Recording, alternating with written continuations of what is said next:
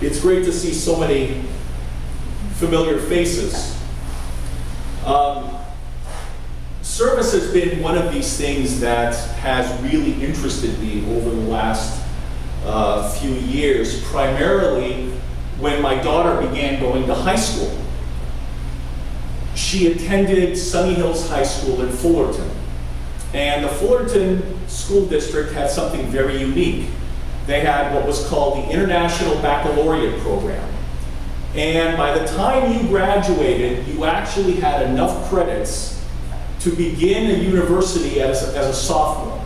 Actually, you were halfway through your sophomore year by the time you first got into college. But one of the things that interested me was the fact that there was a service requirement. In other words, they had to perform a certain number of hours of community service as a part of their enrollment in the program. And I thought that was really interesting. Now, she wiped it out. She went to Camp Audit, I think, for a month and was a counselor and a cook and a few other things. And before you knew it, she wiped out her requirement.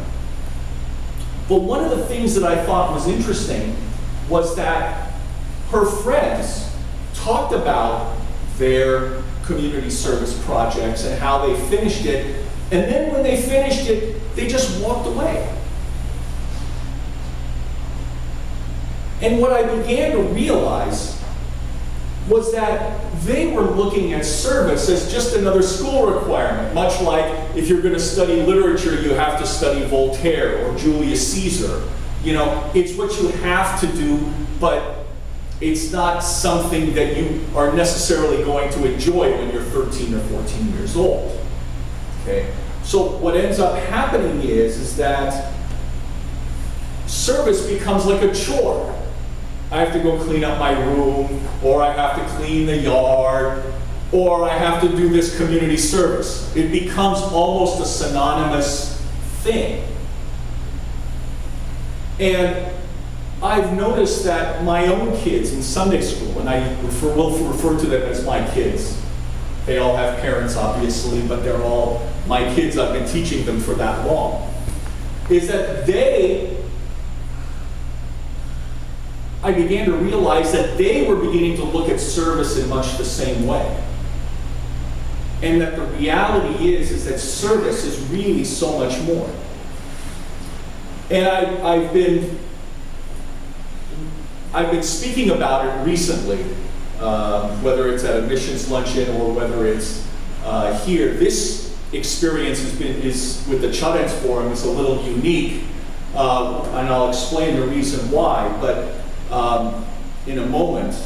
But I'm looking at this from a Judeo-Christian perspective. You know, when we think about service from a Judeo-Christian perspective, we don't simply model ourselves against the people that we admire or the people that inspire us. We think about Christ. Christ is ultimately the model by which service is made. Now, and I want you to consider this. On the night that Jesus was about to be arrested and eventually crucified, he actually opted not to focus on the events that he knew were forthcoming. Think about this. Imagine yourself putting yourself in those shoes. You know full well you're about to be arrested. Your life was going to come to an end. The first instinct is that you would want to live each moment and each minute for yourself and to make that minute, each one of them, count until the very end. So Jesus on several occasions sought not to serve others. I'm sorry, let me back up for a second. Jesus' disciples were the same way. They, in many cases, sought not to serve others, but to serve themselves and to ride the coattails of Jesus all the way to a new empire where he would be the Messiah. So as Jesus is coming to the end of his ministry, and assumed to be death, bodily death, I want to share with you an event that took place a couple of weeks earlier between Jesus and his disciples that I think really changes how we should think about service. Now, in the Gospel according to Mark, chapter 10 to be specific, two of Jesus' disciples come to Jesus and say, "We want to be on the left and the right of you." Biblitarian can certainly vouch that's the case. But what does that mean, to be on the left and the right? What it means in that context is that you were powerful, you were rich, and most of all, you and your family lived a really good life. You wanted for nothing. Now,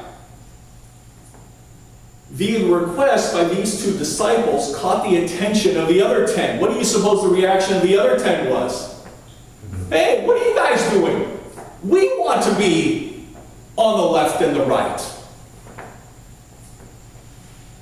Now, Jesus had the opportunity to turn around and say, "Char, amen and charis, you're all bad." But in verse 43, he does something that is completely revolutionary. And what he says is, whoever wants to become great among you must be your servant. And in verse 44 it says, whoever wants to be first must be a slave to all. And what Jesus is doing is he's flipping the power structure. He's basically saying, in my kingdom, right? In my kingdom, it's not the guy who's going to be powerful. It's not the guy who's going to be smart. It's going to be that person who is willing to serve others that will be great. And then in verse 44, he uses the word slave, which is the word in Greek, diakonos. Now, the word diakonos in the Greek is the root word for what we call today a deacon. The word deacon comes from the word diakonos. And a deacon in a church is essentially someone who serves God, the people in the church. It's the most important position. So here we have Christ. He knows his ministry is coming to an end with his death. But instead of focusing in on his predicament, what does he do? He washes the feet of his disciples. That is the most demeaning task of that day. That was a duty that only a slave performed. And here is the Savior for Christianity and for man in general, and he is on his last day washing someone else's feet. What the disciples didn't understand was that Jesus was calling them to be servants. That servanthood was a requirement each of them needed to do for the remainder of their life. And Jesus also knew that if he was ever going to fulfill, that if the disciples were ever going to fulfill the mission that Jesus set out for, it was going to require that they all get what I call an attitude adjustment. Because servanthood starts with an attitude adjustment. In the midst of all the emotional turmoil, Jesus is serving others. Like the disciples, our attitudes must transform so that we can become servants too, because it's a requirement of our Judeo-Christian principles. Is that a challenge? Absolutely. Think about what we do each day. We focus on our needs, our wants, our desires, our hopes, and our dreams. we believe that this life is really about me. Not me necessarily, but you. You're going to focus in on yourself. As the saying goes, if I don't take care of myself, who will? Right? The Apostle Paul talks in Philippians chapter 2, verse 21, "For everyone looks out for his own interests, but not those of Jesus Christ." From the day we're born, our world revolves around us. So until there's something else in our lives in control, we're always going to be controlled by selfishness. This is the point where we have to realize that this life has nothing to do with us. It has to be in serving others. At Emmanuel, we made a decision recently because we're doing away with the word volunteer. We've decided that we're going to do away with the word volunteer and we're going to replace it with the word servant. And if you think about it, volunteering and serving are two entirely different concepts. A volunteer only chooses to serve out of convenience or the time they have left after doing things for themselves. But the servant serves when the need presents itself. For example, if I'm a servant for somebody and the doorbell rings, and I'm working as a butler for somebody, my master might turn around and say, "Go answer the door, Jim." My line isn't going to be, "Well, the Ram game is about ready to start. Can't you answer the door yourself?" That's the difference in being a volunteer versus a servant. That's one of them. Servanthood is not a 9-to-5 task. When we choose to volunteer, right, I'm still in charge. I'm in control of my time. I'm in control of my energy. Servanthood is about your primary understanding of your relationship with Jesus and how we serve Him in this world. Jesus is saying, "I am more than your teacher and example. I have to be the Lord. I have to have absolute authority." Mother Teresa was quoted as once saying that I belong to Jesus. He must have the right to use me without consulting me. Now, service involves using the spiritual gifts we were given to use our heart, to use our abilities, and yes, even use our personalities. And within these three things we're given, God gives us the ability to passionately serve these things because these things that we do to serve are important measures to us. And if they're important measures to us, they're going to be important measures to others. In Romans chapter 12, which I just finished teaching our kids last week, the Apostle Paul says, "Never be lacking in zeal," especially in the context where this is presented, of love of your fellow brother and of serving. In other words, we keep our spiritual passion in service to others. And some of you may think, well, maybe I don't have that talent to serve. I told this story earlier, so I apologize for those that have already heard it. But all of you know my mother, and Surmeian. At home I just call her Mom. Many of you know that for the last 16 years, she writes articles for the Armenian Observer on theological issues and is able to eloquently break down very complex theological issues into very simple concepts that most people can quickly understand and grasp. And people always tell me how eloquent her pieces are when she writes them. And I have to tell you, I laugh a little bit on the inside when I hear that. Because when I was 7 years old, my mother used to carry around an English to Armenian dictionary everywhere. That book never left her purse. It never left her side. I remember even one day coming to the DMV, it was during the summer, she had to take her written test.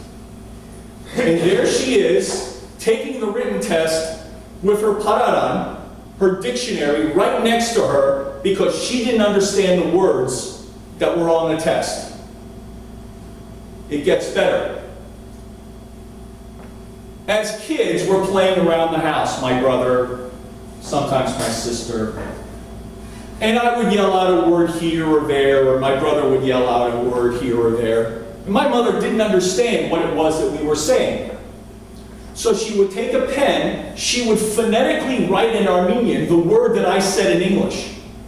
Why did she do that? So to wait until my dad got home, so he could figure out whether I was swearing or not.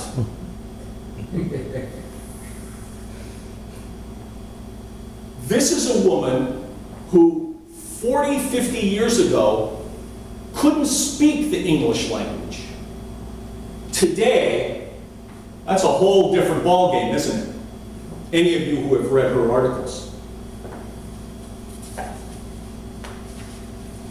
You know, when I was asked to speak, and thank you again for the opportunity to speak, for the Chudens Forum, I was actually very interested in how someone like Chudens would view the idea of service, especially from a very humanistic standpoint.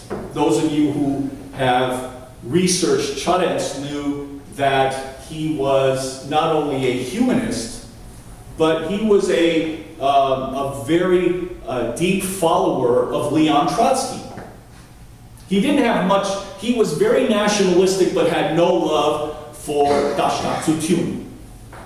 Didn't like the Tashnakhs at all, but he was very proud as a nationalistic Armenian. And it gave me the chance to study a lot of Trotsky's ideas and how service became intertwined within the communist experiments of the 1920s and 30s. This was obviously before Trotsky was exiled to Mexico. My wife, who had also studied Chudens as a young girl at Yerevan, gave me some insight, and I got to, my wife actually, genius that she is, steered me to the USC Grug website, where there was an entire, I don't know, multiple pages of everything you wanted to know about Chudens, but were afraid to ask.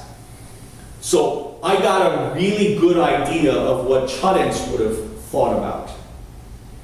And Chudens would have concluded that service to others was an instrument of furthering the goals of the state. And accordingly, the goals of the state depended upon the serving and sacrificing of others for the common good of a totalitarian leader. Now, the humanist would conclude that serving a totalitarian leader is not much different than serving what they believe is a mythical god, who they would also consider to be totalitarian. At least my humanist friends think so. Okay. I suppose the only difference rests in the idea that one would be considered more benevolent than the other. But Trotsky's utopian communistic worldview required a benevolent leader to encourage those to serve the state. And since the humanist believes in the inherent goodness of man, that such service to a benevolent leader would also benefit the state. But in Trotsky's eyes, when Stalin came to power and consolidated his power in the state in the 1930s, all hope that Trotsky had in this utopian communistic society was gone. But as I began to look and analyze how the humanist would look at service, especially in the context of communism, one of the main problems is that the state has a tendency to value services unequal.